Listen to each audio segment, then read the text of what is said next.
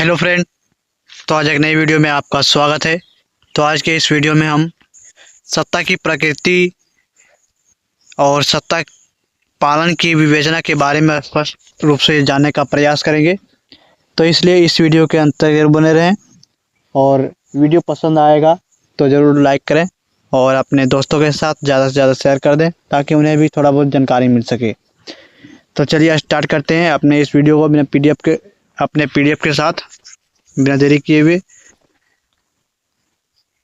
तो क्वेश्चन में पूछ सकता है कि सत्ता की प्रकृति के बारे में स्पष्ट कीजिए या और सत्ता पालन की विवेचना कीजिए। तो यहाँ पर स्टार्टिंग में लिखना है कि सत्ता की प्रकृति के संबंध में विभिन्न दृष्टिकोणों से विचार किया गया है, जिसमें से प्रोफेसर बीच ने दो सिद्धांतों का प्रतिपादन कर सत्ता की प्रकृति पर प्रकाश डाला है, जो निम्न सिद्धांत है। पहला सिद्धांत है औपचारिक सत्ता सिद्धांत, जिसमें बोला गया कि यह सिद्धांत सत्ता को आदेश देने का अधिकार मानता है और प्रोफेसर बीच के अनुसार दूसरों के कार्य निष्पादन को प्रभावित या निर्देशित करने के औचित्यपूर्ण अधिकार को सत्ता कहा जाता है। सत्ता का प्रवाह ऊपर से नीचे की ओर होता है और यह अधिकार उन अधिकारियों को दिया जाता है जो शासन व्यवस्था एवं संगठन में विशिष्ट एवं वरिष्ठ होते हैं, पर यह अधिकार आवश्यक रूप से सत्ताधारी की व्यक्तिगत श्रेष्ठता का सूचक नहीं होता, जो कि सत्ताधारी भले ही अपने अधीनस्थों से अधिक बुद्धिमान या योग्य ना हो और अन्य किसी भी दृष्टि से अपने सामान्य साथियों से श्रेष्ठ ना हो, यहाँ तक कि उसका स्तर उन साथियों से हीन भी हो सकता है, फिर भी उसके पीछे व्यवस्था या संगठन की औचित्यपूर्ण शक्ति होने के कारण वह संदेश निर्देश देता है। अर्थात सत्ता वह शक्ति है जो औचित्यपूर्णता का जमा धारण किए रहती है। इसके बाद दूसरा सिद्धांत यहाँ पर आता है जो कि स्वीकृति सिद्धांत है। तो इस सिद्धांत के अनुसार सत्ता सामान्य स्वीकृति के साथ शक्ति का प्रयोग को कहा जाता है। यह सिद्धांत मानता है कि कानूनी रूप से केवल औपचारिक सिद्धांत है, तथापि वास्तव में सत्ता अर्थात आदेश निर्देश के अधिकार की सफलता अधीनस्थों की स्वीकृति पर निर्भर करती है, जो कि सत्ता की स्थिति तभी बनती है जब सत्ताधारी का आदेश अधीनस्थों को अपनी समझ और योग्यता के दायरे में स्वीकार्य होता है। बर्नार्ड ने 4 शर्तें बताई है जिनके पूरा होने पर सत्ताधारी के आदेश अधीनस्थों को स्वीकार्य हो सकते हैं, जो कि पहला शर्त है आदेश निर्देश अधीनस्थ अधिकारी की समझ में आए। दूसरा है उसे यह विश्वास हो कि व्यवस्था या संगठन की उद्देश्यों के साथ असंगत नहीं है। तीसरा शर्त है कि निर्णय लेने के पूर्व इसे यह एहसास हो कि संबंधित आदेश समग्रता की दृष्टि से उसके व्यक्तिगत हितों के अनुकूल हो। इसके बाद चौथा शर्त है कि अधीनस्थ अधिकारी मानसिक और शारीरिक दृष्टि से संबंधित आदेश निर्देश के अनुपालन की क्षमता रखते हो। इसके बाद तीसरा दृष्टिकोण आता है जो कि अर्थार्थ एवं संतुलित दृष्टिकोण है। तो इसमें सत्ता की प्रकृति के संबंध में उपयुक्त दोनों सिद्धांतों को एकांगी माना जाता है। इन दोनों सिद्धांतों में उभरते तथ्यात्मक विचारों को ग्रहण करते हुए एक संतुलित दृष्टिकोण का विकास हुआ है, जिसमें औचित्यपूर्ण शक्ति और अधीनस्थों की स्वीकृति दोनों को महत्व दिया गया है। यही यथार्थ एवं संतुलित दृष्टिकोण है, जिसके अनुसार सत्ता वह शक्ति है जो स्वीकृत, सम्मानित एवं औचित्यपूर्ण हो।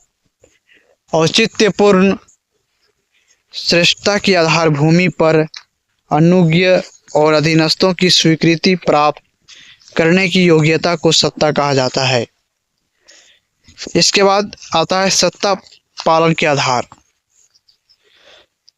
तो यहाँ पर सत्ता से जुड़ा एक महत्वपूर्ण प्रश्न यह है कि व्यक्ति सत्ता का पालन क्यों करते हैं, अर्थात औचित्यपूर्ण शक्ति के आदेश निर्देशों का अधीनस्थों द्वारा पालन किए जाने के क्या आधार हैं। तो इस पर साइमन ने इस संबंध में 4 प्रमुख आधार बताए हैं, जिसमें से पहला है सत्ताधारक के प्रति विश्वास। यह सत्ता पालन का सर्वप्रमुख आधार है। सत्ताधारी के प्रति विश्वास होने पर ही अधीनस्थ उसके आदेश निर्देशों का पालन करते हैं। अधीनस्थों का सत्ताधारी के प्रति विश्वास जितना गहरा होता है, उतना ही आदेश निर्देशों का पालन भी आसान और स्वाभाविक होता है। इसके विपरीत सत्ताधारी के प्रति अधीनस्थों में विश्वास की गहराई कम होने पर आदेश निर्देशों का अनुपालन कठिन और स्वतः स्फूर्त नहीं होता। सत्ताधारी के प्रति अधीनस्थों में विश्वास के डगमगाने पर आदेश निर्देशों का पालन करने के लिए दबाव की शक्ति का इस्तेमाल करना पड़ता है। अतः सत्ताधारी के प्रति अधीनस्थों का विश्वास होना पालन के लिए अत्यावश्यक है। इसके बाद दूसरा पॉइंट आता है विचारों एवं आदर्शों की एकरूपता। तो इसमें कोई भी राज व्यवस्था किसी न किसी विचारधारा का अनुसरण करती है, जो कि राजनीतिक नेतृत्व अधीनस्थ एवं सामान्य नागरिकों का उस विचारधारा के अनुकूल ढालने का प्रयास करता है, क्योंकि उससे सत्ता का आदेशों और निर्देशों का पालन कराने में आसानी होती है। यह बिल्कुल स्वाभाविक है कि हम उन लोगों के परामर्श और आदेशों को तरजीह देते हैं जो हमारे विचारों एवं और आदर्शों के साथ एकरूपता रखते हैं। अतः राजनीतिक नेतृत्व द्वारा प्रतिपादित विचार एवं आदर्श के अनुकूल अधीनस्थों एवं सामान्य नागरिकों के विचार एवं आदर्श हो तो आदेशों का अनुपालन आसान हो जाती है। इसके बाद तीसरा पॉइंट आता है आदेशों का स्वतः स्पष्ट औचित्य।